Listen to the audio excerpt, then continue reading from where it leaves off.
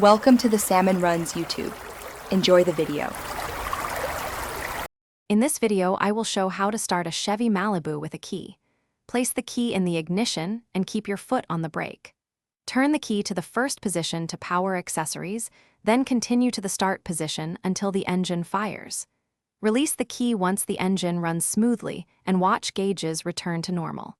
If it does not start, try again and avoid holding the starter for more than a few seconds. Begin by sitting comfortably with the steering wheel straight and parking brake set. Insert the key fully and turn to the accessory position to wake the electronics. Press the brake, then turn the key firmly to the start position until the engine catches. Let go of the key immediately after it starts and allow the engine to idle briefly before driving.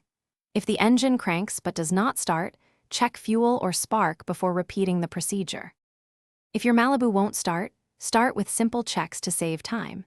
Inspect the battery voltage and secure terminal connections first, as low power is a common cause.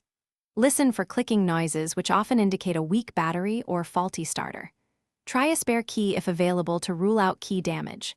If problems persist, consult a mechanic for starter, ignition switch, or fuel system diagnostics to avoid. Thanks for watching. Consider subscribing if we helped you.